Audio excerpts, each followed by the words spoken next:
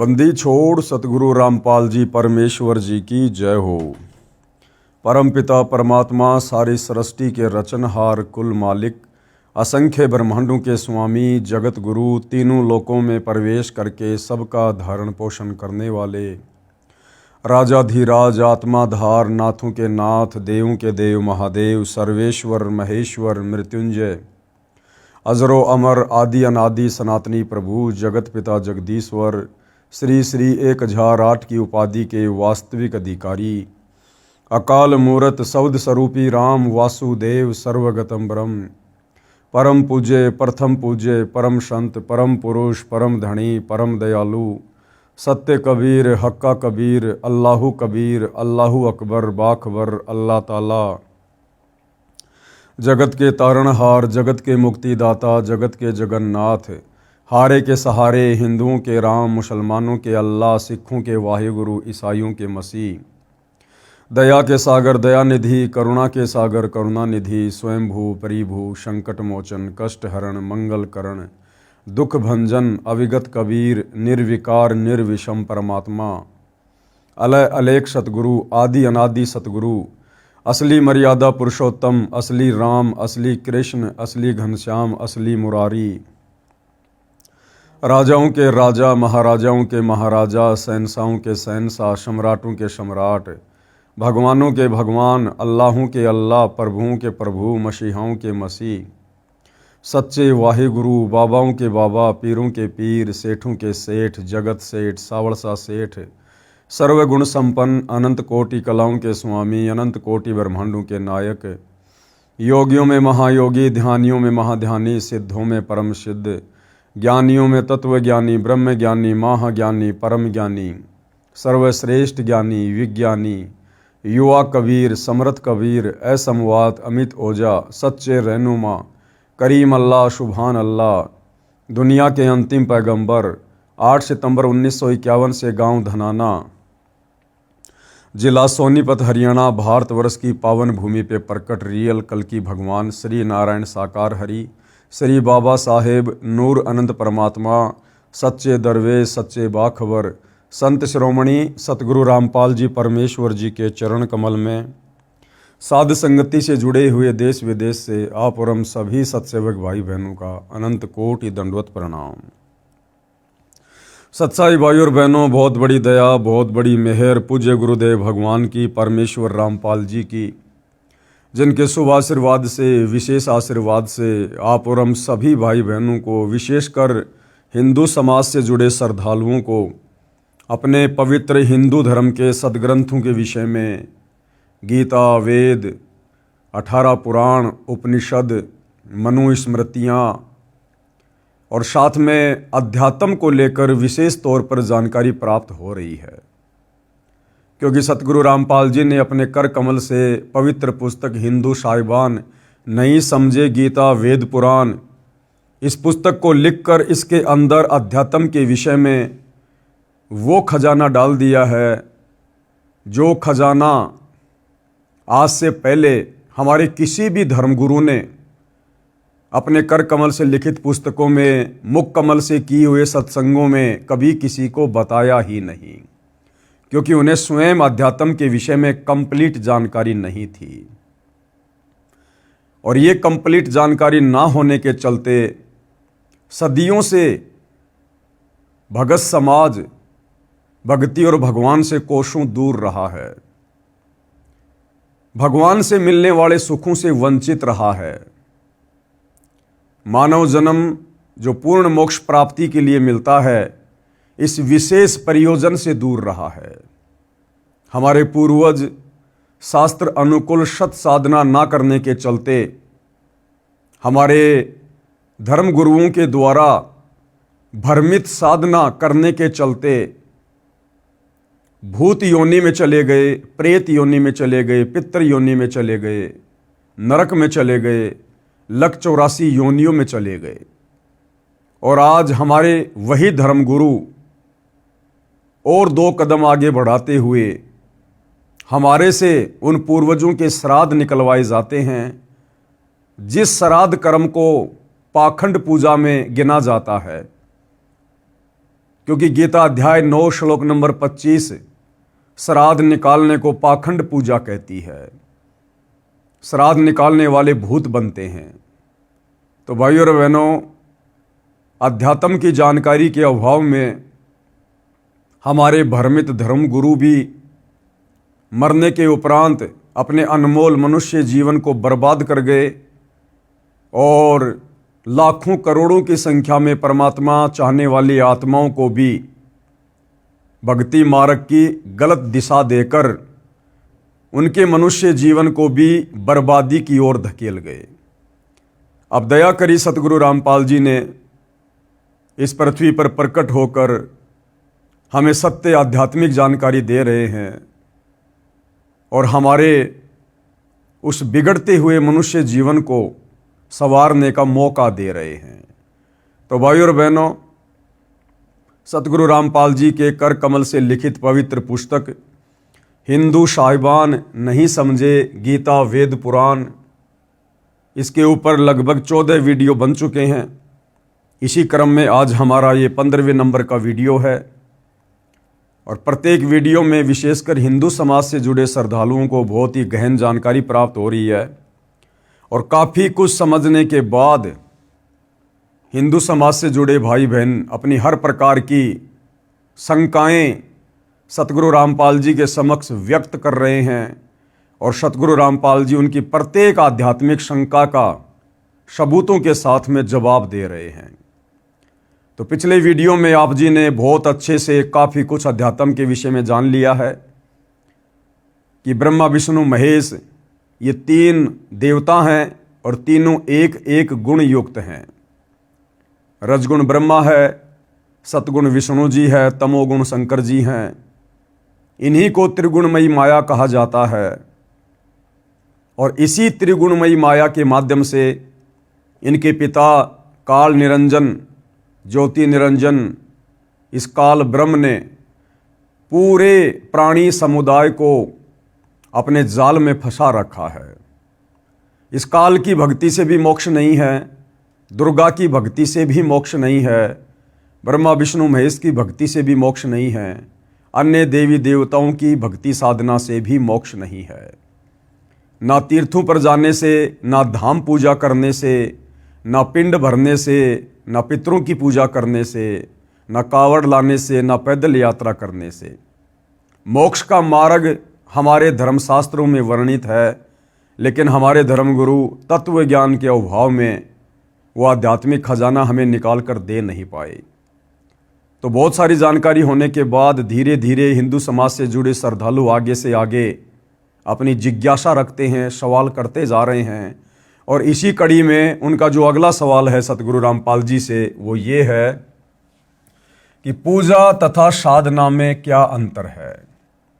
यानी हिंदू धर्म से जुड़े भाई बहन कह रहे हैं कि आप जी एक तरफ तो कहते हो कि गीता बोलने वाले इस काल ब्रह्म की भक्ति से भी मोक्ष नहीं है, फिर ब्रह्मा विष्णु महेश की भक्ति से भी मोक्ष नहीं है क्योंकि आपने गीता अध्याय 7 श्लोक नंबर 12 से 15, गीता अध्याय 7 श्लोक नंबर 20 और 23 दिखा दिया है। फिर आप जी कहते हैं कि मैं अपने भक्तों को ब्रह्मा विष्णु महेश की भक्ति के मंत्र देता हूँ, दुर्गा का मंत्र देता हूँ। ये बात हमारे समझ में नहीं आई। आप संत रामपाल जी एक तरफ तो कहते हैं कि ब्रह्मा विष्णु महेश की भक्ति से मोक्ष नहीं है, इस ब्रह्म की भक्ति से मोक्ष नहीं है, और फिर आप अपने भक्तों को इनकी भक्ति के मंत्र भी देते हैं। तो ये दोनों बातें कैसे? तो इसके लिए गुरुदेव भगवान हमें समझा रहे हैं कि भाई साधना और पूजा इन दोनों में रात दिन का अंतर है।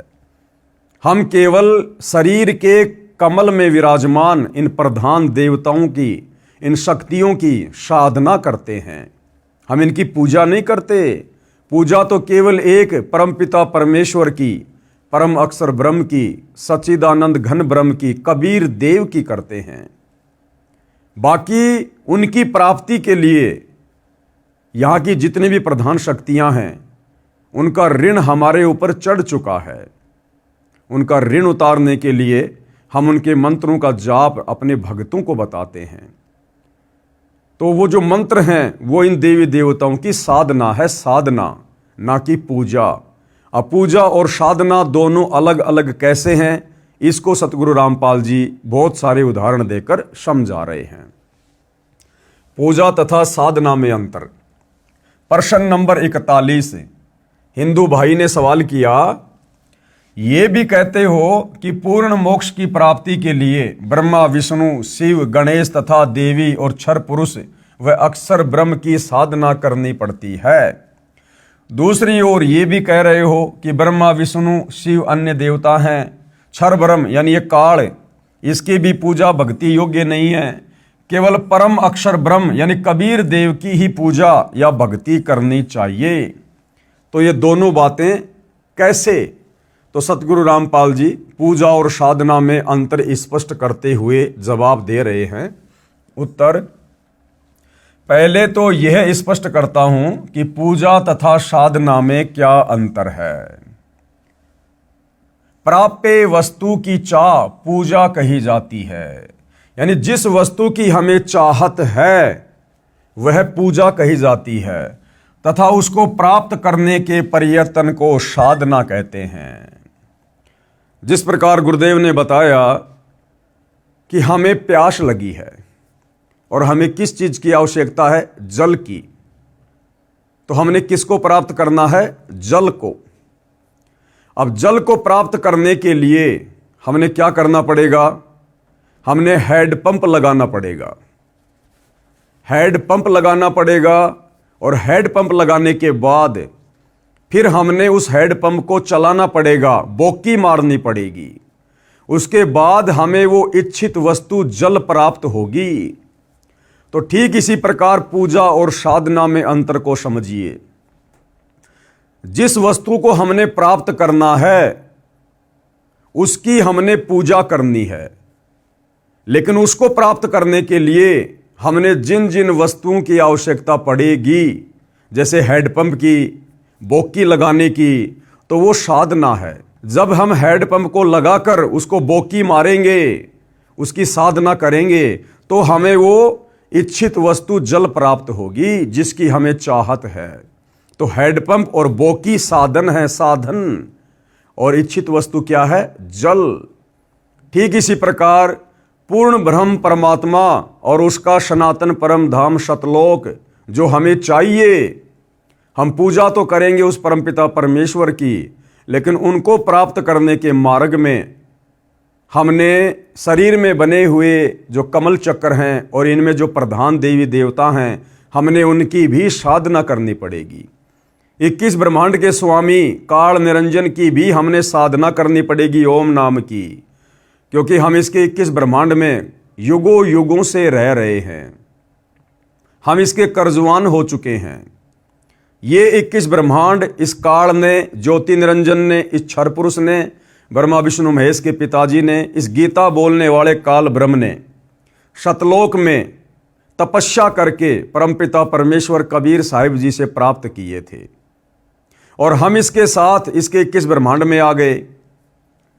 तो ये 21 ब्रह्मांड इस काल के द्वारा प्राप्त किए गए हैं तपस्या करके, और हम इसके ब्रह्मांडों में रह रहे हैं, खा रहे हैं, पी रहे हैं, सूर्य से धूप ले रहे हैं, पृथ्वी पर अन्न उगाकर खा रहे हैं, जल पी रहे हैं, फल फ्रूट खा रहे हैं, अनाज पैदा कर रहे हैं, हवा ले रहे हैं।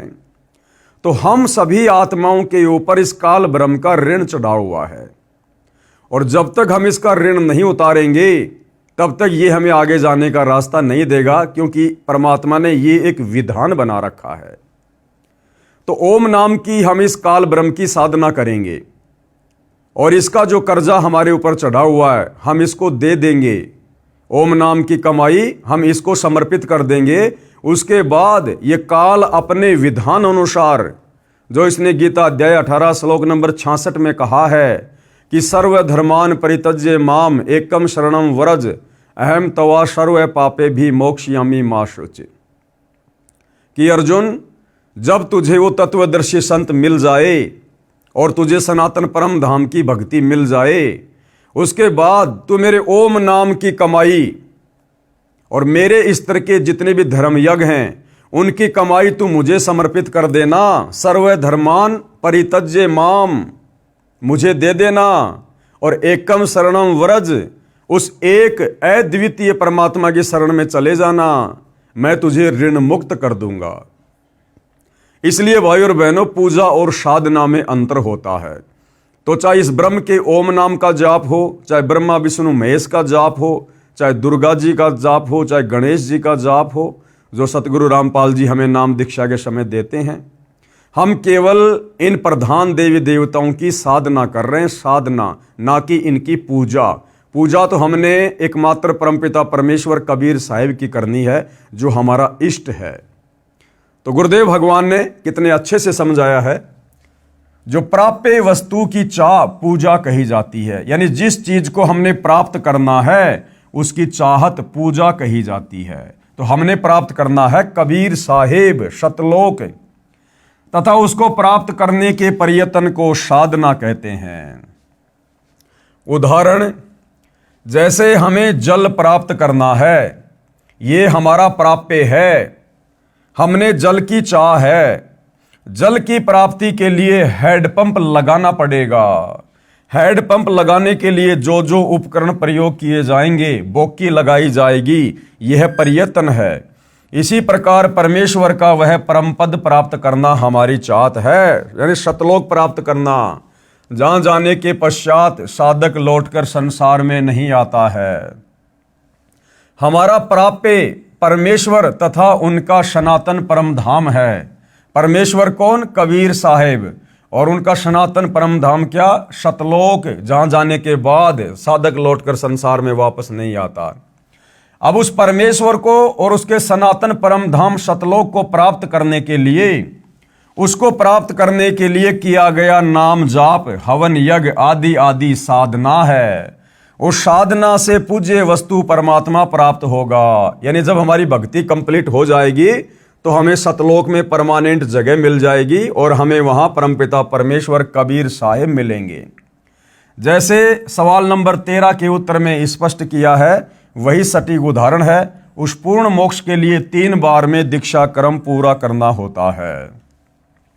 दूसरा उदाहरण भाई और बहनों, जैसे हम अपने बच्चे को स्कूल भेजते हैं और हमारा टारगेट है कि हमने बच्चे को डॉक्टर बनाना है, डॉक्टर।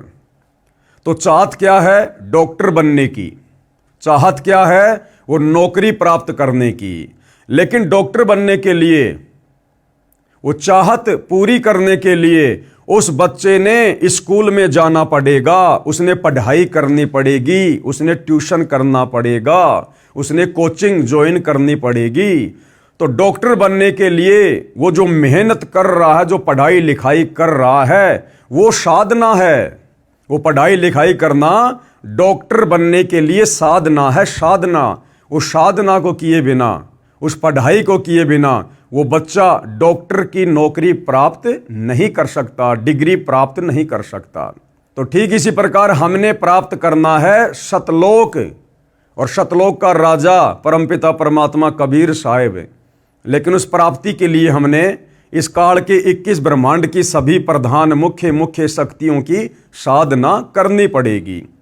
और सतलोक प्राप्त करने के लिए, पूर्ण मोक्ष के लिए 3 बार में दीक्षा क्रम पूरा करना होता है। 3 बार में सतगुरु रामपाल जी दीक्षा क्रम को पूरा करते हैं। और 3 बार में कौन कौन सी दीक्षा दी जाती है, किस प्रकार से दी जाती है, उसका विवरण सतगुरु रामपाल जी बता रहे हैं कि किन किन शक्तियों के मंत्र सतगुरु रामपाल जी 3 बार की दीक्षा में अपने अनुयायियों को देते हैं। सबसे पहला जो मंत्र है उसको कहते हैं प्रथम नाम दीक्षा। ब्रह्मा, विष्णु, शिव, गणेश और देवी के मंत्रों की साधना दी जाती है। यानी सतगुरु रामपाल जी अपने प्रत्येक भगत को, जब वो सतगुरु रामपाल जी के तत्व ज्ञान युक्त सत्संगों को सुनकर उनसे नाम उपदेश लेने की इच्छा करता है, तो सबसे पहले प्रथम नाम दीक्षा के अंतर्गत उस भगत को, उस साधक को, यहाँ की जो प्रधान शक्तियाँ हैं जो हमारे शरीर में बने इन कमल चक्रों में विराजमान है, श्री ब्रह्मा जी, श्री विष्णु जी, श्री शिव जी, श्री गणेश जी तथा देवी दुर्गा जी, इनके मंत्रों की साधना दी जाती है, हम सब इनके मंत्रों का जाप करते हैं। दूसरी बार में जो दीक्षा दी जाती है, दूसरी बार में क्षर ब्रह्म तथा अक्षर ब्रह्म के 2 अक्षर मंत्र जाप दिए जाते हैं। दूसरी बार में जो दीक्षा दी जाती है उसको शतनाम कहते हैं, शतनाम। तो जो शतनाम होता है उसमें 2 मंत्र होते हैं। एक मंत्र है 21 ब्रह्मांड के स्वामी, ये गीता बोलने वाला जो भगवान है काल ब्रह्म, ब्रह्मा विष्णु महेश का पिता, इस काल ब्रह्म का मंत्र है। और दूसरा मंत्र अक्षर पुरुष का है जिसके 7 संग ब्रह्मांड हैं, अर्थात गीता जी अध्याय 15 श्लोक नंबर 16 में 2 भगवान बताए गए हैं, 2 पुरुष बताए गए हैं, क्षर और अक्षर। तो क्षर पुरुष ये गीता का ज्ञान देने वाला काल ब्रह्म है और अक्षर पुरुष इससे ऊपर 7 संग ब्रह्मांडों का स्वामी है। तो इन दोनों भगवानों के मंत्र सतगुरु रामपाल जी दूसरी बार की नाम दीक्षा में देते हैं, जिसको शतनाम कहते हैं, जिसको संतों ने सतनाम कहा है। गीता अध्याय 17 श्लोक 23 में 3 नाम हैं, ओम तत् सत। तो जो ओम है ये इस काल ब्रह्म का है और ये जो ये तत् है ये अक्षर पुरुष का है। तो दूसरी जो दीक्षा है उस दीक्षा में ये 2 मंत्र दिए जाते हैं। ओम तो सीधा सीधा इस काल का है और अक्षर पुरुष का भक्ति का जाप है तत्, जो केवल उपदेशी को ही बताए जाते हैं।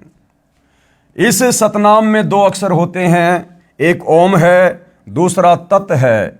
यह सांकेतिक है अर्थात गुप्त नाम है जो उपदेश के समय उपदेशी को ही बताया जाता है। और तीसरी बार में जो नाम दीक्षा दी जाती है वो पूर्ण ब्रह्म परमात्मा कबीर साहिब जी की दी जाती है, सनातन परम धाम की दी जाती है। तीसरी बार में सारनाम की दीक्षा दी जाती है, जिस मंत्र को गीता अध्याय 17 श्लोक 23 में शत कहा है।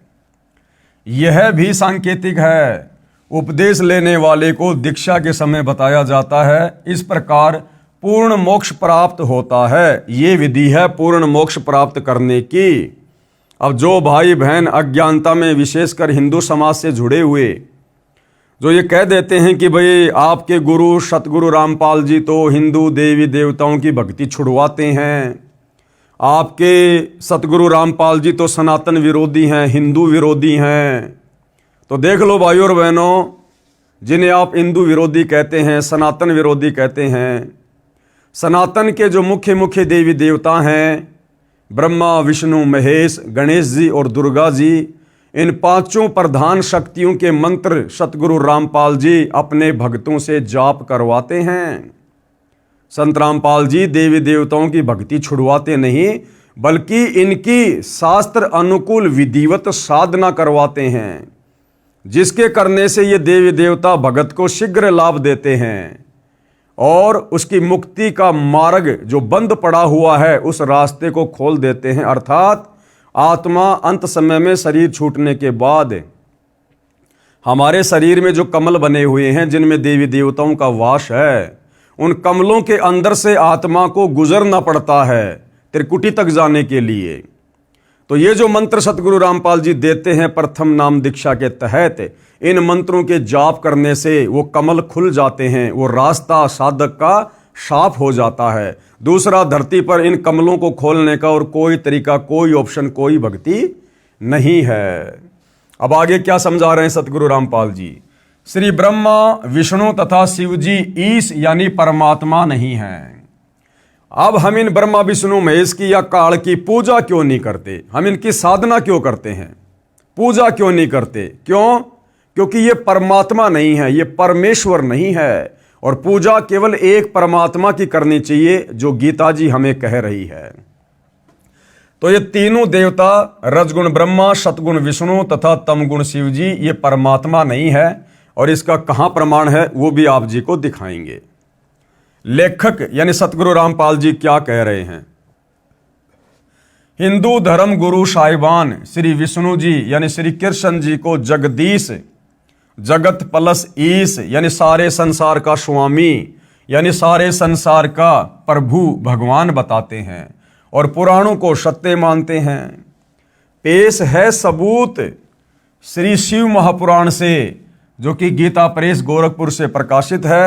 कि श्री विष्णु जी, श्री ब्रह्मा जी तथा श्री शिव जी ईश नहीं है, अर्थात ये भगवान नहीं है, ये परमात्मा नहीं है, ये जगदीश नहीं है। इनका जन्म मृत्यु होता है और इनका पिता काल ब्रह्म है। पेश है शिव महापुराण, गीता प्रेस गोरखपुर से प्रकाशित के विद्वेश्वर खंड के अध्याय 5 व 10 की फोटोकॉपी। संक्षिप्त शिव पुराण, ये गीता प्रेस गोरखपुर से प्रकाशित है। पहले भी आपको समझाया गया था कि एक समय ब्रह्मा जी और विष्णु जी का आपस में युद्ध हो गया था, क्योंकि ब्रह्मा जी विष्णु जी को कहने लगे कि मैं तेरा बाप हूं, मैं तेरा भगवान हूं, मैं तेरा स्वामी हूं, तू मेरे से उत्पन्न हुआ है। दूसरी तरफ विष्णु जी कहने लगे कि ब्रह्मा मैं तेरा बाप हूं, मैं तेरा स्वामी हूं। इस बात को लेकर हमारे दोनों भगवानों में आपस में बच्चों की तरह झगड़ा हो गया, युद्ध हो गया। अब इनके इस प्रकार युद्ध को देखते हुए इनका जो पिता है काल ब्रह्म, ज्योति निरंजन, गीता का ज्ञान देने वाला ब्रह्म, अब इतना तो आप भाई बहनों को पता हो गया इस पवित्र पुस्तक को पढ़कर कि ये काल ब्रह्म ये किसी के सामने अपने ओरिजिनल काल रूप में प्रकट नहीं होता। ये या तो अपने बेटे ब्रह्मा का रूप धारण करता है, या विष्णु का, या शंकर जी का, या अन्य कोई छलबल करता है। अब इस काल ब्रह्म ने देखा यदि मेरे बेटे आपस में इसी प्रकार लड़ते रहे, झगड़ते रहे, तो नीचे की सृष्टि कौन चलाएगा, मेरे लिए भोजन की व्यवस्था कैसे होगी। और इनको तो घमंड हो गया, ब्रह्मा कह रहा कि मैं भगवान, विष्णु कह रहा कि मैं भगवान। तो काल ने सोचा कि तेरे को तो कल को कोई पूछेगा ही नहीं। तो काल ने क्या किया, स्तंभ रूप बनाया, बहुत लंबा चौड़ा तेजोमय, और जहां ब्रह्मा विष्णु महेश झगड़ा कर रहे थे उन दोनों के बीच में वो स्तंभ खड़ा कर दिया। ये जो स्तंभ आप जी देख रहे हैं, ये इस काल ब्रह्म ने स्तंभ खड़ा कर दिया अपनी शक्ति से, तेजोमय। अब ये दोनों देवता आपस में लड़ाई करना तो भूल गए और इस स्तंभ के और छोर को देखने में व्यस्त हो गए कि ये क्या आ गया बीच में अचानक से। इसके और छोर को देखने लगे। इतने में भाई और बहनों वहां पर ये काल ब्रह्म, ये ज्योति निरंजन, गीता का ज्ञान देने वाला क्षर पुरुष अपने बेटे शिव जी का रूप धारण करके वहां प्रकट हो गया और अपनी पत्नी दुर्गा को पार्वती रूप बनाया और कहने लगा कि तुम दोनों भगवान नहीं हो पुत्रों, तुम दोनों भगवान नहीं हो। तुमने कैसे अपने आप को कर्ता मान लिया, ईश मान लिया। तुम्हें तो केवल मैंने एक एक कार्य दिया है, उत्पत्ति का कार्य ब्रह्मा को और स्थिति का कार्य यानी पालन पोषण का कार्य विष्णु को।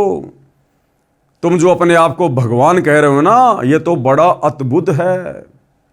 और कुछ समय बाद इस काल ब्रह्म ने ये जो तेजोमय लिंग है, स्तंभ है, इसको अपने प्राइवेट पार्ट अर्थात लिंग के रूप में परिवर्तित कर दिया। और उसके बाद ब्रह्मा विष्णु महेश को आदेश दिया कि आज के बाद इस मेरे लिंग की पूजा शुरू करो। और ब्रह्मा विष्णु महेश ने उस आदेश की पालना करते हुए उस काल ब्रह्म के प्राइवेट पार्ट लिंग की पूजा कर दी, जो आज आम हिंदू समाज कर रहा है। क्योंकि भाई और बहनों, अब आपको पता चल गया है अच्छे से कि ये काल कभी भी अपनी तरफ से मुक्ति का मार्ग जीव को नहीं देता है। मुक्ति का मार्ग मिलता है शास्त्र अनुकूल सत्य साधना करने से, और काल हमें कभी भी शास्त्र अनुकूल सत भक्ति नहीं करने देगा। ये नहीं चाहेगा कि कोई भी आत्मा तत्वदर्शी संत की शरण में जाकर शास्त्र अनुकूल सत भक्ति धर्म कर्म यज्ञ करके और मेरे 21 ब्रह्मांड से बाहर चली जाए। क्यों? क्योंकि परमपिता परमात्मा कबीर साहिब जी की तरफ से इस काल को एक श्राप लगा हुआ है। इसे प्रतिदिन 1 लाख मानव शरीरधारी स्त्री पुरुषों के सूक्ष्म शरीर में जमा वासना मैल गंध को खाने का श्राप लगा हुआ है।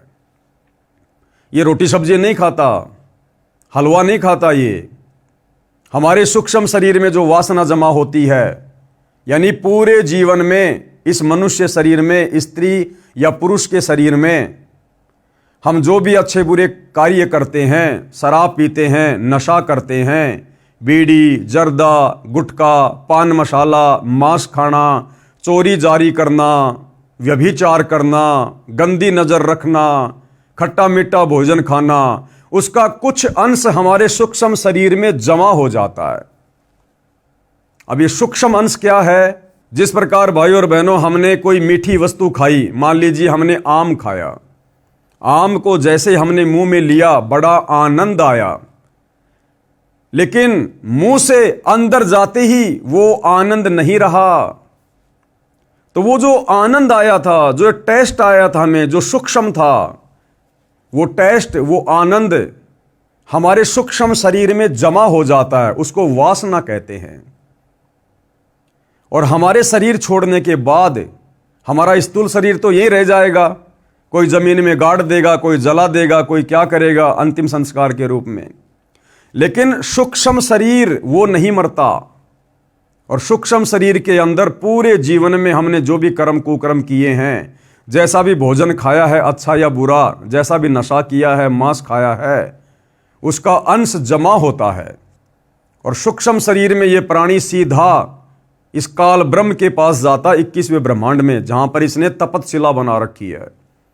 वहां ये सूक्ष्म शरीर में इस जीव को भून भून के खाता है, उसकी गंध निकालता है, उसकी वासना निकालता है गर्म करके। और जीव वहां पर बड़ा दुखी होता है, बहुत परेशान होता है, लेकिन मरता नहीं है। उसके बाद उस प्राणी को जब उसकी वासना निकल जाती है, काल का भोजन निकल जाता है, उसको अचेत करके धर्मराज के दरबार में भेज देता है, जहां फिर आगे उसका भविष्य निर्धारण होता है, उसकी किस्मत बनती है। वो नरक में जाएगा, स्वर्ग में जाएगा, वापस लक 84 में जाएगा, या कौन सी उसको योनि मिलेगी। तो इस प्रकार से भाई और बहनों, ये काल कभी नहीं चाहता कि कोई भी प्राणी मेरे किस ब्रह्मांड में, यहां तक कि इसके तीनों पुत्र ब्रह्मा विष्णु महेश भी सत भक्ति कर लें। ये अपने तीनों बेटे ब्रह्मा विष्णु महेश को भी अध्यात्म के नाम पर भ्रमित रखता है, सच्चा ज्ञान नहीं होने देता। इसलिए ये काल हमें कभी भी सत्य साधना से परिचित नहीं होने देता, क्योंकि हम सब इसका भोजन है यहां पर। तो काल ने हमारे को भक्ति और भगवान के नाम पर और अधिक भटकाने के लिए अपनी प्राइवेट पार्ट लिंग की पूजा जगत में शुरू करवा दी, जो विशेषकर पूरा हिंदू समाज कर रहा है। अब देखते हैं भाई और बहनों, हिंदू धर्मशास्त्र से, ये हिंदू धर्मशास्त्र है, ये प्रमाणित है, कोई इसको झुटला नहीं सकता। सदियों से हमारे धर्म गुरु हमें दिखाते आ रहे हैं, पढ़ाते आ रहे हैं, इनकी कथा करते आ रहे हैं।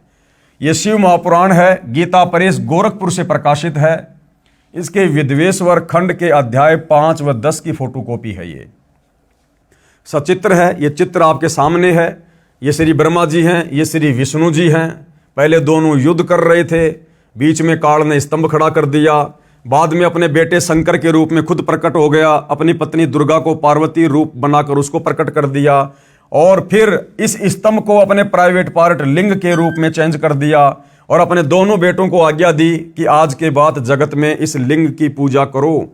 तो ब्रह्मा विष्णु महेश के माध्यम से फिर पूरे संसार में ये लिंग पूजा शुरू हो गई। ये आधी अधूरी छोटी घटिया ओछी साधना शुरू हो गई, क्योंकि काल नहीं चाहता कि कोई भी सत्य साधना करके यहां से बाहर निकल जाए। तो ये देखिएगा संक्षिप्त शिव पुराण। पुत्रों, ये काल ब्रह्म अपने बेटे शंकर का रूप धारण करके ब्रह्मा विष्णु महेश के पास आके क्या बोला? पुत्रों, तुम दोनों ने तपस्या करके प्रसन्न हुए मुझ परमेश्वर से सृष्टि और स्थिति नाम 2 ये कृत्य प्राप्त किए हैं। कि भाई ब्रह्मा और विष्णु क्या कह रहा है ये इन दोनों को? पुत्रों यानी बेटो, अर्थात बोलने वाला कौन हुआ? ब्रह्मा विष्णु महेश का पिता ये काल, कि आप दोनों ने मेरी तपस्या करके, मेरी भक्ति करके, और आपने 2 कार्य प्राप्त किए हैं। सृष्टि यानी सृष्टि की उत्पत्ति ब्रह्मा, और स्थिति यानी पालन पोषण करने का कार्य विष्णु। ये दोनों तुम्हें बहुत प्रिय हैं। इसी प्रकार मेरी विभूति स्वरूप रुद्र और महेश्वर में 2 अन्य उत्तम कृत्य संहार और तिरोभाव मुझसे प्राप्त किए हैं। अब देखना भाई और बहनों, ध्यान देना कि बोलने वाला कौन है। ये बोलने वाला काल है, ब्रह्मा विष्णु महेश का पिता। देखो, सबसे पहले इसने ब्रह्मा और विष्णु को कहा क्या? पुत्रों, तुम दोनों ने तपस्या करके, तुम दोनों ने यानी ब्रह्मा और विष्णु दो हो गए, तुम दोनों ने तपस्या करके मुझ प्रसन्न हुए परमेश्वर से सृष्टि और स्थिति नामक दो ये कृत्य यानी कार्य प्राप्त किए हैं। ये दोनों तुम्हें बहुत प्रिय हैं। इसी प्रकार मेरी विभूति स्वरूप रुद्र, रुद्र कौन? शंकर जी, ये 3 हो गए, और महेश्वर ये 4 हो गए। तो ये 5वां कौन है जो बोल रहा है? ये काल है, इनका पिता है, ये ब्रह्मा विष्णु महेश का पिता काल। परंतु अनुग्रह नामक जो कृत्य है दूसरा कोई नहीं पा सकता। रुद्र और महेश्वर अपने कर्म को भूले नहीं हैं, इसलिए मैंने उनके लिए अपनी समानता प्रदान की है। तो यहां पर साफ साफ आप जी ने देखा भाई और बहनों, आपके सामने है, वे रूप वेश कृत्य वाहन आसन और आयुध आदि में मेरे समान ही हैं। मैंने पूर्व काल में अपने स्वरूप भूत मंत्र का उपदेश किया है जो ओकार के रूप में प्रसिद्ध है। ओकार यानी ओम। और गीता अध्याय 8 श्लोक नंबर 13, ये गीता ज्ञान देने वाला काल ब्रह्म क्या कह रहा है कि मेरा तो एक ओम मंत्र है। ओम इति एक अक्षर ब्रह्म व्यवहारण माम अनुस्मरण ये पर्याति तजन देहम सयाति परमाम गतिम। और यहां पर भी ब्रह्मा विष्णु महेश के सामने शिव रूप बनाकर ये काल क्या बोल रहा है कि उपदेश किया है जो ओंकार के रूप में प्रसिद्ध है, यानी ओम के रूप में। वह महामंगलकारी मंत्र है। सबसे पहले मेरे मुख से ओंकार ओम प्रकट हुआ जो मेरे स्वरूप का बोध कराने वाला है। ओंकार वाचक है और मैं वाच्य हूं। यह मंत्र मेरा स्वरूप ही है। अर्थात ओम मंत्र किसका? काल का, ब्रह्म का। तो यहां पर आकर ब्रह्मा विष्णु महेश के बीच में ये कौन ज्ञान दे रहा है? इनका पिता काल ब्रह्म। प्रतिदिन ओंकार का यानी ओम का निरंतर सुमरण करने से मेरा ही सदा सुमरण होता है। मेरे उत्तरवर्ती मुख से अकार का, पश्चिम मुख से उकार का, दक्षिण मुख से मकार का, पूर्ववर्ती मुख से बिंदु का तथा मध्यवर्ती मुख से नाद का प्रकाट्य हुआ। इस प्रकार 5 अवयवों से युक्त ओंकार का विस्तार है। इन सभी अवयवों से एकीभूत होकर वह प्रणव ओम नामक एक अक्षर हो गया। ओम नामक एक अक्षर हो गया। अर्थात ये काल है, ब्रह्म है, जो अपने पुत्र शिव के रूप में ब्रह्मा और विष्णु के बीच में प्रकट हो गया। क्योंकि साफ साफ कह रहा है ये वह प्रणव ओम नामक एक अक्षर हो गया। और गीता अध्याय 8 श्लोक 13 में ये खुद कह रहा है कि मेरा एक ओम मंत्र है। अर्थात ब्रह्मा विष्णु महेश के पिता का नाम काल ब्रह्म है। ब्रह्मा विष्णु महेश के माता पिता हैं, दुर्गा इनकी माता है और पिता इनका ये काल ब्रह्म है। अर्थात ब्रह्मा विष्णु महेश का जन्म काल और दुर्गा के संयोग से, भोग विलास से, शारीरिक संबंध बनाने से, पति पत्नी कर्म करने से हुआ है। तो ब्रह्मा विष्णु महेश का तो जन्म हुआ है, और जो जन्मता और मरता है वो पूजा के योग्य नहीं होता, वो पूजा के योग्य नहीं होता है। इसलिए ब्रह्मा विष्णु महेश की पूजा नहीं की जाती। और ये ब्रह्मा विष्णु महेश ये परमात्मा नहीं है, ईश नहीं है। क्योंकि आपस में इसी बात को लेकर तो इनका युद्ध हो रहा था भाई। आपस में इसी बात को लेकर तो इन दोनों भाइयों की लड़ाई हो रही थी, ये ब्रह्मा जी ये विष्णु जी, कि मैं परमात्मा मैं परमात्मा। तो बीच में इनका पिता काल ब्रह्म आ गया शंकर जी का रूप बनाकर, और उसने क्लियर कर दिया कि तुम्हारे को तो मैंने ड्यूटी दे रखी है, एक एक कार्य दे रखा है। ये जो ब्रह्मा जी है ये काम करेगा सृष्टि का यानी उत्पत्ति का, और विष्णु तेरे को कार्य दे रखा मैंने पालन पोषण करने का। तुम परमात्मा नहीं हो, तुम भगवान नहीं हो। ये क्लियर है भाई और बहनों आप जियों के सामने। अब जब ब्रह्मा विष्णु महेश भगवान नहीं है, परमात्मा नहीं है, तो इनकी पूजा भी नहीं हो सकती है। कृपया पढ़ें प्रमाण के लिए शिव महापुराण श्री वेंकटेश्वर प्रेस मुंबई से प्रकाशित, जिसमें संस्कृत यानी मूल पाठ भी लिखा है, साथ में हिंदी अनुवाद भी किया है। इसके विद्वेश्वर संहिता खंड के अध्याय 5 व 10 की फोटोकॉपी इसी पुस्तक के पेज नंबर 150 पर है, जो हम पहले पढ़ चुके हैं। अब सवाल नंबर है 42। हम चारों वेदों ऋग्वेद, यजुर्वेद, सामवेद तथा अथर्ववेद, श्रीमद् भगवत गीता, 18 पुराणों, महाभारत ग्रंथ तथा श्रीमद् भगवत सुधा सागर को सत्य शास्त्र मानते हैं। यानी पूरा हिंदू समाज इन पवित्र ग्रंथों को तो सत्य मानता ही मानता है। इन्हीं सदग्रंथों को आधार मानकर ज्ञान बताते हैं तथा साधना बताते हैं। श्री कृष्ण उर्फ श्री विष्णु, श्री शिवजी, श्री देवी दुर्गा की पूजा करने को कहते हैं, श्राद्ध करना बताते हैं, देव पूजा करते हैं तथा करवाते हैं। अब वो जो हिंदू भाई है, अब वो सतगुरु रामपाल जी से क्या सवाल कर रहा है कि हम जो हिंदू हैं ना, हम विशेषकर जो 4 वेद हैं, ऋग्वेद, यजुर्वेद, सामवेद तथा अथर्ववेद, श्रीमद् भगवत गीता, 18 पुराण, महाभारत ग्रंथ तथा श्रीमद् भगवत सुधा सागर को सत्य शास्त्र मानते हैं और इन्हीं सदग्रंथों को आधार मानकर ज्ञान बताते हैं तथा साधना यानी भक्ति बताते हैं। श्री कृष्ण उर्फ श्री विष्णु, श्री शिवजी, श्री देवी दुर्गा जी की पूजा भी करते हैं और श्राद्ध भी निकलवाते हैं और देव पूजा करते हैं तथा करवाते हैं। तो अब सतगुरु रामपाल जी क्या कह रहे हैं? उत्तर, दास यानी संत रामपाल दास बताना चाहता है कि श्रीमद् भगवत गीता अध्याय 16 श्लोक 23-24 में क्या कहा है। गीता जी अध्याय 16 श्लोक नंबर 23 और 24 में साफ साफ कहा है। श्लोक 23 में कहा कि शास्त्र विधि को त्याग कर, शास्त्र क्या है? ये सारे शास्त्र हैं जो अभी नाम बताए गए हैं, चारों वेद, गीता जी, 18 पुराण, श्रीमद् भागवत गीता जी, सुधा सागर, ये सारे शास्त्र हैं। तो गुरुदेव भगवान कह रहे हैं कि गीता क्या कह रही है, गीता बोलने वाला काल ब्रह्म क्या कह रहा है अध्याय 16 श्लोक 23 में कि अर्जुन, शास्त्र विधि को त्याग कर, यानी इन तमाम प्रकार के सदग्रंथों में जिस भक्ति करने का आदेश है उस भक्ति को त्याग कर, जो मनमानी भक्ति करते हैं, मनमाना आचरण करते हैं, मनमाने मंत्रों का जाप करते हैं, कहते हैं उनको ना कोई सिद्धि प्राप्त होती है, ना कोई रिद्धि प्राप्त होती है और ना ही मरने के बाद उनकी गति अर्थात मोक्ष होता है।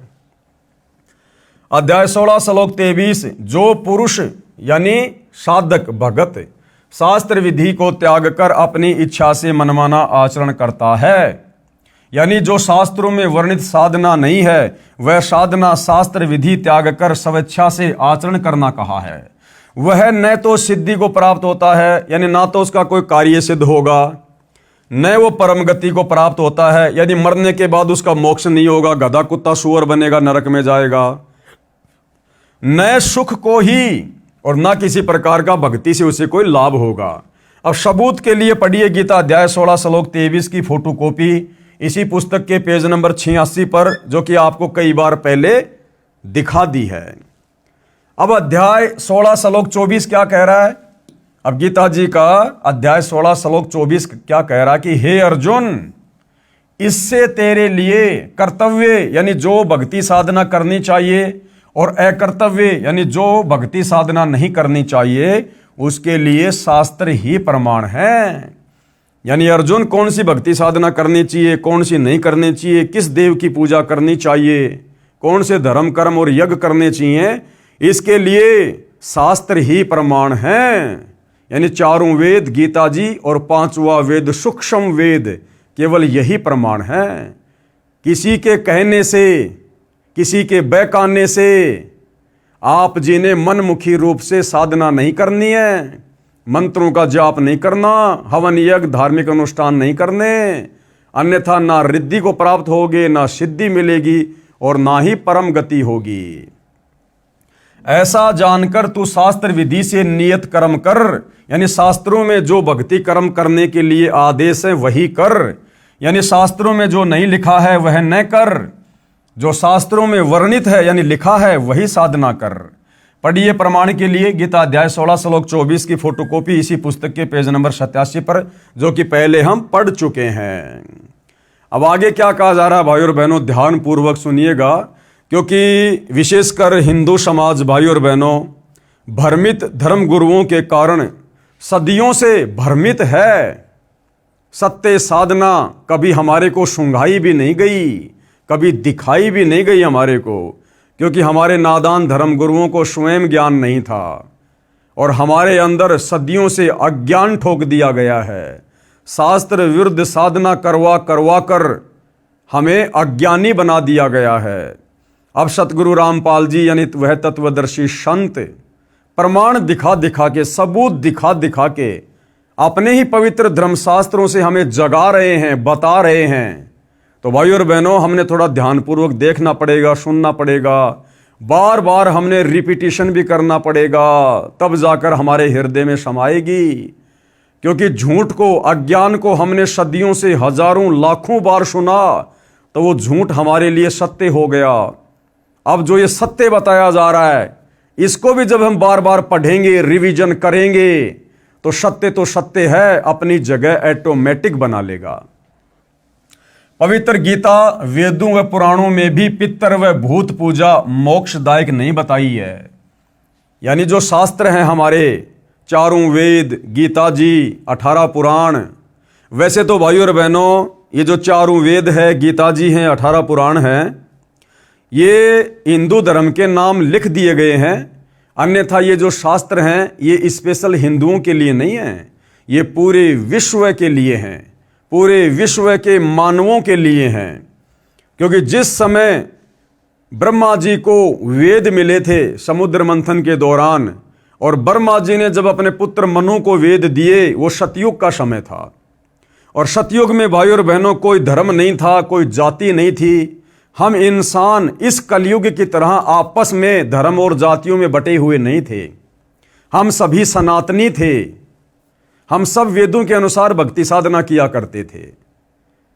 उसके बाद जब द्वापर युग के अंत में, यानी कलयुग शुरू होने से लगभग 100 वर्ष पहले, जब महाभारत के मैदान में युद्ध के दौरान श्री कृष्ण जी में प्रेत की तरह प्रवेश करके इस काल ब्रह्म ने ये गीता जी का ज्ञान बोला, तो उस समय भी भाई और बहनों धरती पर अलग से कोई धर्म नहीं था, कोई जातियां नहीं थी, हम सब इंसान थे, मानव थे। तो ये जो ज्ञान है चारों वेदों का और गीता जी का, ये पूरे विश्व के मानव समाज के लिए है। लेकिन हिंदुओं के नाम पर विशेष तौर पर ये ग्रंथ लिख दिए गए, इसलिए बार बार कहना पड़ रहा है कि हिंदू भाई बहन विशेष तौर पर ध्यान दें कि पवित्र गीता वेदों व पुराणों में भी पितर व भूत पूजा मोक्षदायक नहीं बताई है। अब बताओ, यदि हम वेदों की बात भी नहीं मानेंगे, गीता जी की बात भी नहीं मानेंगे, पुराणों की बात भी नहीं मानेंगे, तो भला फिर हमारी मुक्ति होगी कैसे? फिर कैसे हम भक्ति कर पाएंगे? तो ये जितने भी शास्त्र हैं ये भक्ति के आधार हैं। अगर इनके अनुसार हम भक्ति साधना करेंगे तो हम अध्यात्म में सफलता की ओर आगे बढ़ेंगे। इसका प्रमाण दे रहे हैं गुरुदेव। हिंदू श्रद्धालु श्राद्ध करते तथा करवाते हैं, जबकि गीता अध्याय 9 श्लोक 25 में कहा है कि जो पितरों की पूजा करते हैं वे पितरों को प्राप्त होंगे, यानी वो पितरलोक में चले जाएंगे, यानी पितर योनि प्राप्त करके पितरलोक में चले जाएंगे, मोक्ष नहीं होगा। जो भूत पूजते हैं वे भूतों को प्राप्त होंगे, यानी भूत बनेंगे। श्राद्ध करना पितर पूजा तथा भूत पूजा है। 13वीं क्रिया करना, बरसी क्रिया करना, शमशान घाट से शेष बची हड्डियों के अवशेष उठाकर गंगा में प्रवाह करना, वह पुरोहितों से प्रवाह करवाना आदि आदि सब पितर तथा भूत पूजा है, जिससे मोक्ष नहीं बल्कि दुर्गति प्राप्त होती है। जिसके जिम्मेदार श्री कृष्ण जी के वकील जी हैं। श्री कृष्ण जी के वकील जी कौन? जो धर्म गुरु श्री कृष्ण जी को ही परमात्मा मानकर खुद भी शास्त्रों के विरुद्ध भक्ति कर रहे हैं और समाज से भी भक्ति करवा रहे हैं। तो इसके जिम्मेदार कौन है? हमारे धर्म गुरु, जो श्री कृष्ण और श्री विष्णु जी को ही परमात्मा बताते हैं। और ये भी कहते हैं कि श्राद्ध कर्म तो भगवान रामचंद्र जी ने वनवास के दौरान अपने पिता श्री दशरथ जी का भी किया था कि भैया श्राद्ध तो निकालना चाहिए, क्योंकि वनवास के दौरान श्री रामचंद्र जी ने भी अपने पिता दशरथ के श्राद्ध निकाले थे। सीता जी ने अपने हाथों से भोजन बनाया था। जब ब्राह्मण श्राद्ध का भोजन खा रहे थे, उसी पंक्ति में सीता जी ने अपने ससुर दशरथ जी को भोजन खाते आंखों देखा। सीता ने घूंघट निकाला और श्री रामचंद्र को बताया, दशरथ जी स्वर्ग से श्राद्ध खाने आए थे, इसलिए श्राद्ध कर्म करना चाहिए। ये हमारे धर्मगुरु कहते हैं। अब विचार करो भाइयों और बहनों, एक तरफ तो कहते हैं कि रामचंद्र जी के पिता दशरथ जी मरने के बाद में स्वर्ग चले गए थे और फिर स्वर्ग से श्राद्ध खाने के लिए धरती पर आए थे। अब विचार करो भाइयों और बहनों, फिर वो काहे का स्वर्ग है जिसमें भोजन भी खाने को नहीं मिलता? उस स्वर्गवासी को भोजन करने के लिए भी नीचे धरती पर आना पड़ा। तो भाइयों और बहनों, इससे क्या सिद्ध होता है कि श्री रामचंद्र जी के पिता दशरथ जी ने शास्त्र अनुकूल साधना नहीं की। उनके धर्म गुरुओं ने उनको शास्त्रों के अनुसार साधना नहीं करवाई, जिसके चलते दशरथ जी को स्वर्ग भी प्राप्त नहीं हुआ। वो पितर योनि में चले गए। पितर योनि में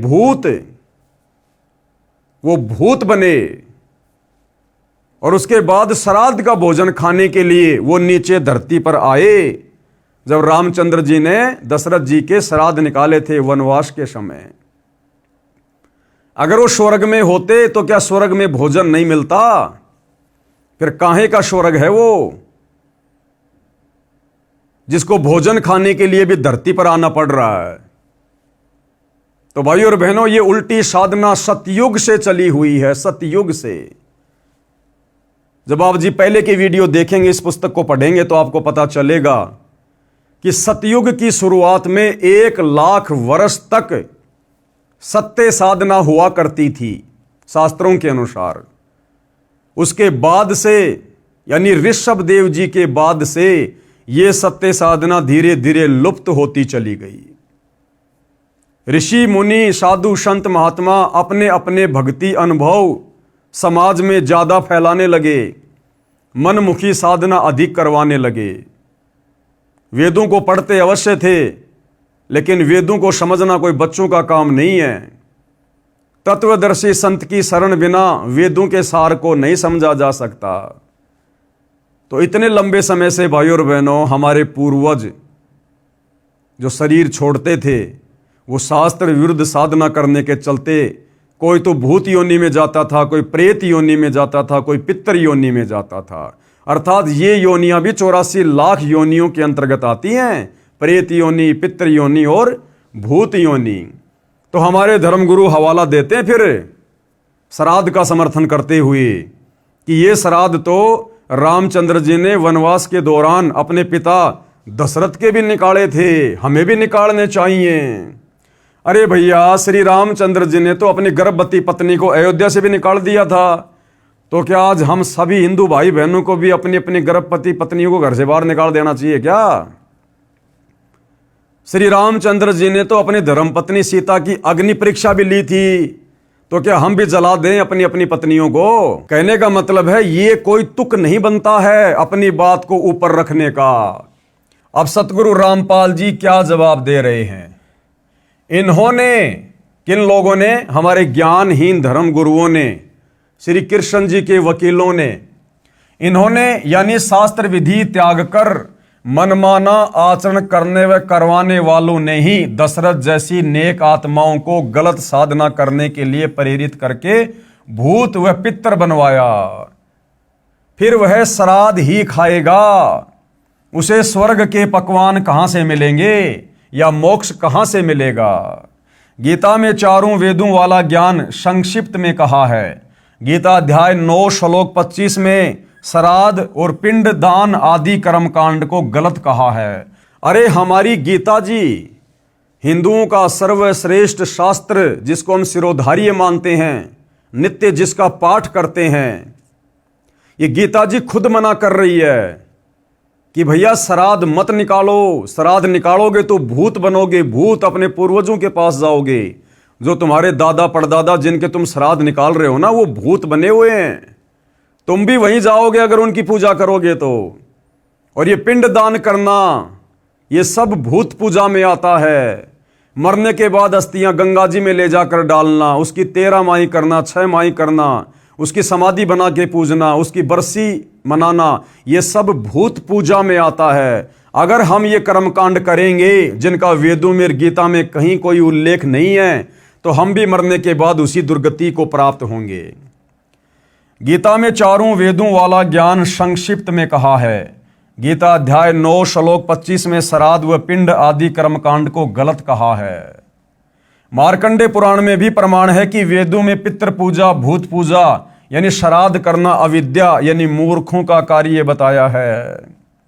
अब बताओ, एक तरफ तो हम अपने आप को हिंदू कहते हैं और हिंदुओं का सर्वश्रेष्ठ ग्रंथ गीता जी, हम गीता जी की भी बात नहीं मान रहे, हम गीता जी के अनुसार भी साधना नहीं कर रहे, तो काहे के तो हम हिंदू हैं भाई, और काहे के फिर हम धार्मिक व्यक्ति हैं। तो गुरुदेव कह रहे हैं कि ये श्राद्ध निकालना, पिंड दान करना, ये तो वेदों में भी आदेश नहीं है और मार्कंडे पुराण में भी इस प्रकार की साधना, श्राद्ध निकालना, पिंड भरना, इसको अविद्या यानी मूर्खों की साधना बताया है। पेश है प्रमाण के लिए गीता अध्याय 9 श्लोक 25 की फोटोकॉपी। अब गीता जी क्या कह रही है? यान्ति देवव्रता देवान पितरन यान्ति पितृव्रता भूतानि यान्ति भूतेजा यान्ति मद्याजिनय अपि माम। क्या कहा जा रहा है? देवताओं को पूजने वाले देवताओं को प्राप्त होंगे, यानी देवताओं की पूजा करने वाले देवताओं के लोक में जाएंगे, उनके नौकर बनेंगे और मरने के बाद फिर गधे कुत्ते सूअर बनेंगे, क्योंकि देव पूजा करने वालों का मोक्ष नहीं है। क्योंकि गीता अध्याय 7 श्लोक नंबर 12 से 15 और गीता अध्याय नंबर 7 श्लोक नंबर 20 और 23 ब्रह्मा विष्णु महेश की पूजा और अन्य देवताओं की पूजा करने वालों को अल्प बुद्धि वाला, मंद बुद्धि कह रहा है। तो देवताओं की पूजा करने वाले कहां जाएंगे? देवताओं के लोक में, अर्थात मोक्ष नहीं हुआ। और पितरों को पूजने वाले पितरों को प्राप्त होंगे। जो भूत बने हुए हैं हमारे पूर्वज, जिनकी हम श्राद्ध निकालते हैं, समाधि पूजते हैं, वो पितर हैं। अब इन पितरों को पूजने वाला कहां जाएगा? उन पितरों के पास जाएगा जो पहले से महादुखी हैं। और भूतों को पूजने वाले भूतों को प्राप्त होंगे। भूत पूजा क्या है? श्राद्ध निकालना, ये भूत पूजा है। क्योंकि हमारे पूर्वज शास्त्र अनुकूल भक्ति साधना के अभाव में भूत बन गए, और हम यदि उनके श्राद्ध निकालेंगे तो वो भूत पूजा कहलाती है। अगर हम श्राद्ध निकालेंगे तो मरने के बाद फिर हम उन्हीं के पास जाएंगे, हमारे पूर्वजों के पास जो भूत योनि में हैं, पहले से महादुखी हैं। और मेरा पूजन करने वाला भगत मुझको ही प्राप्त होता है। और ये काल ब्रह्म, गीता का ज्ञान देने वाला ब्रह्म कह रहा है कि मेरी काल ब्रह्म की भक्ति करने वाला मुझे प्राप्त होगा। तो ये कहाँ रहता है? ये ब्रह्मलोक में रहता है। और गीता अध्याय 8 श्लोक 16 में खुद कह रहा है कि ब्रह्मलोक में गया हुआ साधक भी पुनरावृत्ति में है, अर्थात मेरे ब्रह्मलोक में जाकर भी वापस जन्म मरण में आना पड़ेगा। यह अनुवाद श्री जयदयाल गोविंदका जी का किया हुआ है। गीता प्रेस गोरखपुर से प्रकाशित है। इसमें लिखा है कि इसलिए मेरे भक्तों का पुनर्जन्म नहीं होता। लास्ट में यहां पर क्या लिखा हुआ है? इसलिए मेरे भक्तों का पुनर्जन्म नहीं होता। कौन कहता है? ये काल। लेकिन ये काल ऐसा नहीं कह रहा कि मेरे भक्तों का पुनर्जन्म नहीं होता। ये काल तो सीधा सीधा अध्याय 8 श्लोक नंबर 16 में कह रहा है कि ब्रह्मलोक में गया हुआ साधक भी जन्म मरण में है, पुनरावृत्ति में है। और यहां भी ये नहीं कह रहा इसलिए मेरे भक्तों का पुनर्जन्म नहीं होता। यहां पर भाइयों और बहनों अनुवादकर्ता की गलती है, अनुवादकर्ता की। कैसे? यह अनुवाद श्री जयदयाल गोविंदका जी का किया हुआ गीता प्रेस गोरखपुर से प्रकाशित है। इसमें लिखा है कि इसलिए मेरे भक्तों का पुनर्जन्म नहीं होता। यह गलत लिखा है। ये जो लिखा हुआ ना, ये गलत है। प्रथम तो मूल पाठ में ऐसा कोई शब्द नहीं है जिसका अर्थ यह बनता हो, यानी ये जो मूल पाठ है, जो ये संस्कृत है, इसमें कहीं भी ऐसा कोई शब्द नहीं है जिसका अर्थ ये निकलता हो कि इसलिए मेरे भक्तों का पुनर्जन्म नहीं होता। ये अनुवादकर्ता का मनमुखी अनुवाद है। दूसरे गीता ज्ञान देने वाले ने, यानी इस ब्रह्म ने, गीता अध्याय 2 श्लोक 12 में, गीता अध्याय 4 श्लोक 5 में और गीता अध्याय 10 श्लोक 2 में स्पष्ट किया है कि मेरा पुनर्जन्म होता है। भाई जब इस काल का खुद का पुनर्जन्म होता है, ये खुद जन्म और मृत्यु में है, तो भला ये फिर यहां कैसे कहेगा कि मेरे भक्तों का पुनर्जन्म नहीं होता?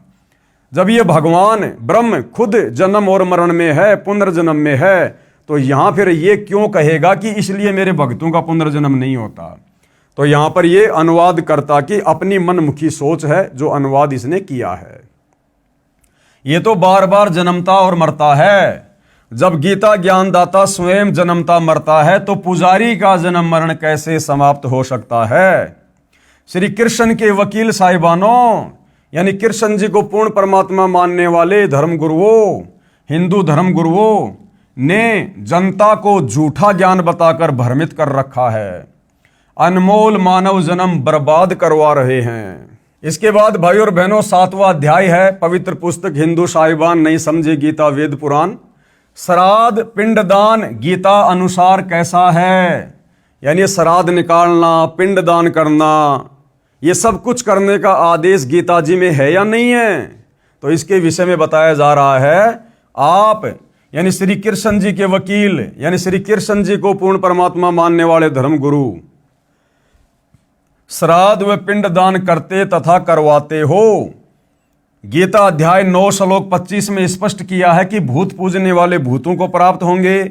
श्राद्ध करना, पिंडदान करना ये भूत पूजा है, ये व्यर्थ साधना है। पुराणों में कुछ वेद ज्ञान है, यानी पुराणों में कुछ वेद ज्ञान है जिस आधार से पुराणों में भी ये लिखा हुआ है कि ये पिंडदान करना, श्राद्ध निकालना ये भूतों की पूजा है जो भगत ने नहीं करनी चाहिए। अब ये श्राद्ध और पिंडदान के विषय में भाई और बहनों एक रुचि ऋषि की कथा है जो कि श्री मार्कंडेय पुराण में लिखी हुई है। इस कथा को जब हम पढ़ेंगे तो बिल्कुल स्पष्ट हो जाएगा, क्लियर हो जाएगा कि हमारे चारों पवित्र वेदों में ये श्राद्ध निकालना, पिंडदान भरना, भूत पूजा करना, इसको मूर्खों की भक्ति कहा है, अविद्या कहा है इसको। श्राद्ध पिंडदान के प्रति रुचि ऋषि का वेदांत। मार्कंडेय पुराण में रोचे ऋषि के जन्म की कथा आती है। एक रुचि ऋषि था, वह ब्रह्मचर्य का पालन करते हुए, यानी उसने शादी नहीं करवाई, ब्रह्मचर्य का पालन करते हुए वेदों अनुसार साधना करता था, विवाह नहीं करवाया था। रुचि ऋषि के पिता, दादा, परदादा तथा तीसरे दादा सब पितर यानी भूत योनि में भूखे प्यासे भटक रहे थे। उस रुचि ऋषि के बाप, उसका दादा, उसका परदादा, उसका तीसरा दादा, वो भी ब्राह्मण थे, धर्मगुरु थे, वो भी कर्मकांड करवाया करते थे, वो भी वेदों को पढ़ा करते थे। लेकिन वेदों को पढ़ने के बावजूद तत्व ज्ञान के अभाव में वे खुद वेदों के विरुद्ध साधना किया करते थे, जिस कारण से शरीर छोड़ने के बाद रुचि ऋषि के पूर्वज भूत योनि में चले गए, उनकी मुक्ति नहीं हुई। एक दिन उन चारों ने रुचि ऋषि को दर्शन दिए तथा कहा कि बेटा, आपने विवाह क्यों नहीं किया? विवाह करके हमारे श्राद्ध करना। रुचि ऋषि ने कहा कि हे पितामहो, अब रुचि ऋषि ने अपने पूर्वजों को क्या कहा कि हे मेरे पूर्वजों, मेरे पितामहो, वेद में इस श्राद्ध आदि कार्य को अविद्या कहा है, यानी मूर्खों का कार्य कहा है श्राद्ध निकालना। फिर आप मुझे इस कार्य को करने को क्यों कह रहे हो? तो पितरों ने क्या कहा कि बेटा ये बात बिल्कुल सत्य है। उसके पितरों ने क्या कहा, क्योंकि वेद तो वो भी पढ़ाई करते थे। पितरों ने कहा कि यह बात सत्य है कि श्राद्ध आदि कर्म को वेदों में अविद्या अर्थात मूर्खों का कार्य ही कहा है, तनिक भी मिथ्या नहीं है। उसके पूर्वज कह रहे हैं बेटा जरा सी भी इसमें झूठ नहीं है। पितरों ने यह भी कहा कि बेटा तुम जिस मार्ग पर चल रहे हो, यानी तुम जो वेदों के अनुसार भक्ति साधना कर रहे हो ना, यह है मोक्ष का मार्ग है, यानी तेरी गति हो जाएगी, तेरी मुक्ति हो जाएगी। अब विचार करो भाई और बहनों, विचार करो। रुचि ऋषि के पूर्वज सब ब्राह्मण यानी ऋषि थे, वेद पढ़ते थे, कर्मकांड वेद विरुद्ध करते थे, लेकिन भक्ति साधना वेदों के विपरीत किया करते थे, जिस कारण से प्रेत योनि में गिरे। तो बताओ, वर्तमान में हम हिंदू समाज के भाई बहन और हमारे धर्मगुरु जो ब्रह्मा विष्णु महेश को परमात्मा मान के पूज रहे हैं, श्राद्ध निकलवा रहे हैं, पिंड दान करवा रहे हैं, 12 माही 6 माही वर्षोद्धी समाधि पूजा करवा रहे हैं, अब बताओ भाई और बहनों, फिर ये कैसे जन्नत में चले जाएंगे? अर्थात इस काल ने भ्रमित करके यहां सब की दुर्गति करवा रखी है, धर्म के मानने वालों की भी और हमारे धर्म गुरुओं की भी, जिस कारण से प्रेत योनि में गिरे। उन्होंने वेद तो पढ़ रखे थे, इसलिए स्वीकारा कि वेद में ऐसा ही कहा है। फिर उन पितरों ने वेद विरुद्ध ज्ञान बताकर रुचि ऋषि को भ्रमित कर दिया, क्योंकि मोह भी अज्ञान की जड़ है, ये मोह ममता भी अज्ञान की जड़ है। और इसी मोह ममता में फंसकर वेदों के अनुसार भक्ति साधना कर रहा वो रुचि ऋषि भी अपने पूर्वजों की बातों में आ गया कि देखो मेरे पूर्वज कितने दुखी हो रहे हैं भूत बनकर, यदि मैं उनके श्राद्ध नहीं निकालूंगा तो उनकी आत्मा दुखी होगी। इस प्रकार से उन पूर्वजों ने शास्त्रों के अनुसार सत्य भक्ति कर रहे उस अपने बच्चे रुचि ऋषि को भी काल साधना पर लगा दिया, शास्त्र विरुद्ध साधना पर लगा दिया, अपने श्राद्ध निकलवाने शुरू कर दिए और उसकी दुर्गति का मार्ग सामने खड़ा कर दिया। मार्कंडे पुराण के प्रकरण से सिद्ध हुआ कि वेदों में तथा वेदों के ही संक्षिप्त रूप गीता में श्राद्ध और पिंडोतक आदि भूत पूजा के क्रम को निषेध यानी गलत बताया है, नहीं करना चाहिए। उन मूर्ख ऋषियों ने अपने पुत्र को भी श्राद्ध करने के लिए विवश कर दिया। रुचि ऋषि को उसने विवाह कराया, उससे रोचे ऋषि का जन्म हुआ। रुचि ऋषि ने जब विवाह करवाया तो उसको एक बेटा हुआ, उसका क्या नाम रखा? रोचे ऋषि। बेटा भी पाप का भागी बना लिया, पितर बना दिया, यानी जो बाप करेगा वही बेटा करेगा। फिर आश्चर्य की बात तो यह है कि रुचि ऋषि के पितरों ने कहा कि बेटा तुम जिस मार्ग पर चल रहे हो, यानी तुम जो वेदों के अनुसार भक्ति कर रहे हो, श्राद्ध वगैरह नहीं निकालते हो ना, वह तो मोक्ष मार्ग है। फिर भी रुचि को भ्रमित किया कि पितर पूजा और पितर बन करवा दुर्गति जैसे उन पितरों की हो रही थी। रुचि सही मार्ग पर था, उसे भी नरक का भागी बना दिया। ऐसे कर्म हैं इन हिंदू धर्म गुरुओं के।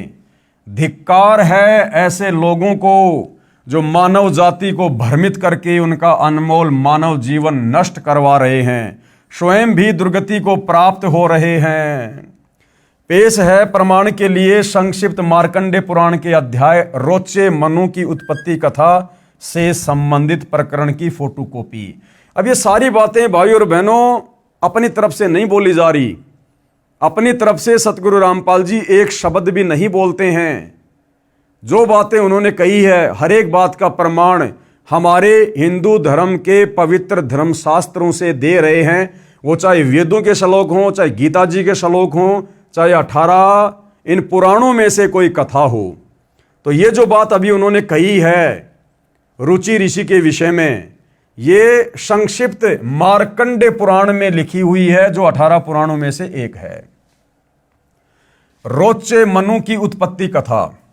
अब देखिएगा, मार्कंडे जी कहते हैं ब्रह्मन पूर्व काल की बात है, प्रजापति रुचि ममता और अहंकार से रहित इस पृथ्वी पर विचरते थे। उन्हें किसी से भय नहीं था, वे बहुत कम सोते थे।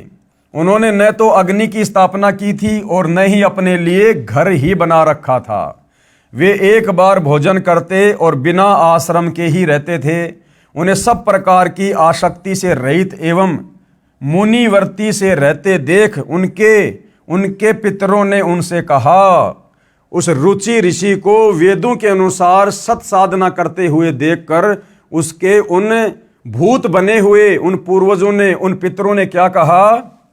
पितर बोले, बेटा विवाह स्वर्ग और अपवर्ग का हेतु होने के कारण एक पुण्य कर्म कार्य है, उसे तुमने क्यों नहीं किया? गृहस्थ पुरुष यानी शादीशुदा व्यक्ति समस्त देवताओं, पितरों, ऋषियों और अतिथियों की पूजा करके पुण्यमय लोकों को प्राप्त करता है। अरे नादानो, फिर तुमने क्यों नहीं प्राप्त किए वो पुण्यमय लोक? तुम भी तो वही साधना किया करते थे देवी देवताओं की, फिर तुम्हें वो पुण्यमय लोक प्राप्त क्यों नहीं हुए? तुम क्यों भूत बने हुए फिर रहे हो? वह स्वाहा के उच्चारण से देवताओं को, सवधा के शब्दों से पितरों को तथा अन्नदान आदि से भूत आदि प्राणियों एवं अतिथियों को उनका भाग समर्पित करता है। बेटा, हम ऐसा मानते हैं कि गृहस्थ आश्रम को स्वीकार न करने पर तुम्हें इस जीवन में कलेश पर कलेश उठाना पड़ेगा तथा मृत्यु के बाद और दूसरे जन्म में भी कलेश ही भोगने पड़ेंगे। यानी उल्टा ज्ञान दे रहे हैं वो पितर कि बेटा, अगर तू शादी नहीं करवाएगा तो इस जन्म में भी कलेश पे कलेश होंगे और अगले जन्मों में भी तेरे जीवन में दुख ही दुख होंगे, कलेश ही कलेश होंगे। रुचि ने क्या कहा कि हे पितृगण, परिग्रह मात्र ही अत्यंत दुख एवं पाप का कारण होता है। रुचि ऋषि ने क्या कहा कि हे मेरे पितरों, मेरे पूर्वजों, परिग्रह मात्र यानी शादीशुदा जीवन ही सबसे ज्यादा दुख और ये कलेश का कारण होता है तथा उससे मनुष्य की अधोगति होती है। यही सोचकर मैंने पहले स्त्री संग्रह नहीं किया, यानी शादी नहीं की। मन और इंद्रियों को नियंत्रण में रखकर जो यह आत्म संयम किया जाता है वह भी परिग्रह करने पर मोक्ष का साधन नहीं होता। ममता रूप कीचड़ में सना हुआ होने पर भी यह आत्मा को परिग्रह शून्य चित्त रूपी जल से प्रतिदिन धोया जाता है। वह श्रेष्ठ प्रयत्न है। जितेंद्रिय विद्वानों को चाहिए कि वे अनेक जन्मों द्वारा संचित कर्म रूपी पड़ में सने हुए आत्मा का सदा सना रूपी जल से प्रक्षालन करें। पितर बोले, बेटा, जितेंद्रिय होकर आत्मा का प्रक्षालन करना उचित ही है, किंतु तुम जिस पर चल रहे हो वह मोक्ष का मार्ग है।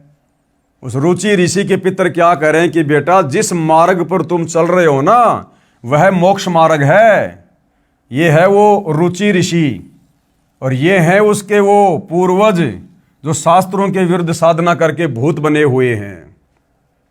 तो ये क्या कह रहे हैं सारे के सारे रुचि ऋषि को कि बेटा, जिस मार्ग पर तुम चल रहे हो ना, जो वेदों के अनुसार साधना कर रहे हो, ये तो मोक्ष मार्ग है, वह मोक्ष मार्ग है। किंतु फलेच्छा रहित दान और शुभाशुभ के उपभोग से भी पूर्वकृत अशुभ कर्म दूर होता है। इसी प्रकार दया भाव से प्रेरित होकर जो कर्म किया जाता है वह बंधन कारक नहीं होता। फल कामना से सहित कर्म भी बंधन में नहीं डालता। पूर्व जन्म में किया हुआ मानवों का शुभाशुभ कर्म सुख दुखमय भोगों के रूप में प्रतिदिन भोगने पर ही क्षीण होता है।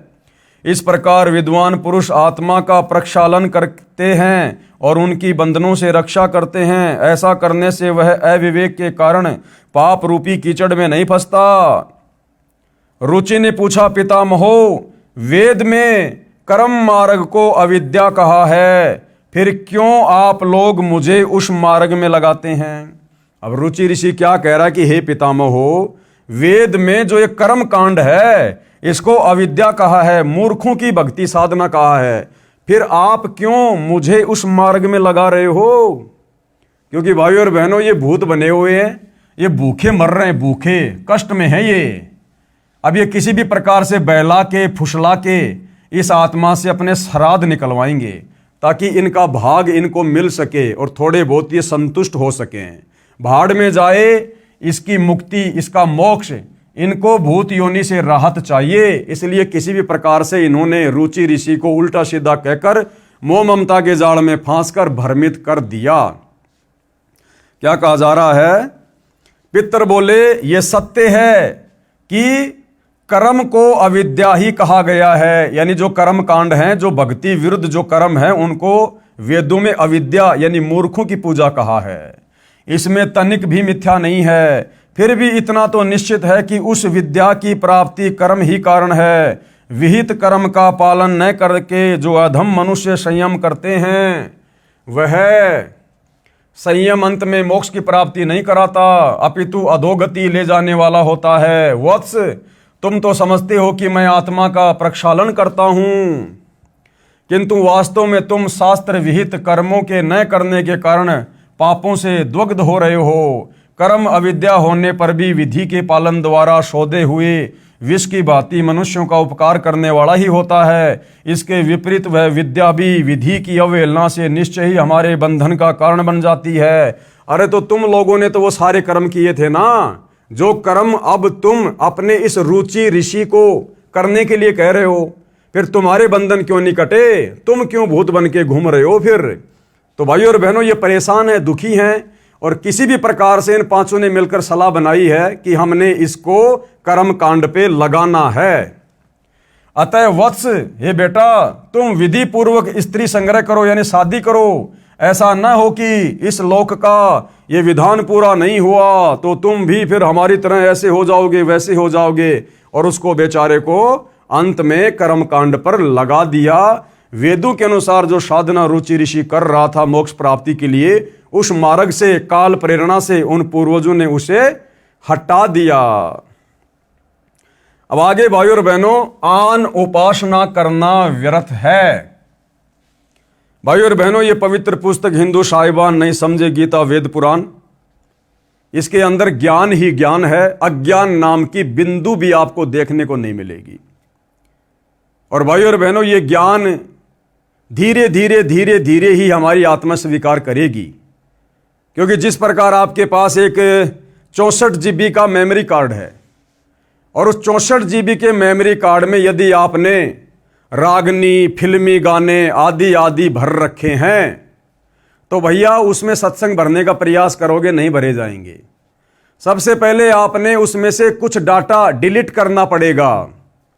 जब उसमें वो रागनियां, वो फिल्मी गाने डिलीट करोगे, तब जाकर उसमें सत्संग भरे जा सकते हैं। तो भाइयों और बहनों, सदियों से हमारे धर्म गुरुओं ने हमारी जो ये मेमोरी है, इसके अंदर अज्ञान ठोक रखा है, पूरा का पूरा, जीबी की जीबी में। अब भाइयों और बहनों, जब तक हम उस अज्ञान को डिलीट नहीं करेंगे, और अज्ञान डिलीट कैसे होगा? जब हम ज्ञान को सुनेंगे, देखेंगे, समझेंगे, प्रमाण देखेंगे, तो धीरे धीरे ये ज्ञान फिर हमारे अंदर समाएगा। और वो पहले वाला अज्ञान जो हमारे शास्त्रहीन तो नहीं कह सकते, शास्त्र भक्तिहीन धर्म गुरुओं ने जो अज्ञान ठोक रखा था, वो धीरे धीरे निकलेगा। तो उसके लिए भाइयों और बहनों, हम धीरे धीरे इस पुस्तक में आगे बढ़ेंगे। आप भी जब भी आपको समय मिले, आप जी यूट्यूब पर संत रामपाल जी के सत्संग अवश्य सुनिए। आधा घंटा, 1 घंटा, 10 मिनट, 15 मिनट, एक बार शुरुआत कीजिए। धीरे धीरे जब आपकी आत्मा जागृत होगी, आत्मा का अज्ञान उतरेगा, आत्मा अज्ञान वाली नींद से जागेगी, धीरे धीरे आत्मा को फिर आनंद आएगा, सत्य को सुनना चाहेगी, स्वीकार करना चाहेगी। और भाइयों और बहनों, इसी विधि से हमारी बात बनेगी। अन्यथा ये मनुष्य जन्म आप और हमारा आधे से ज़्यादा समाप्त हो चुका है, इसके अगले क्षण का पता नहीं है।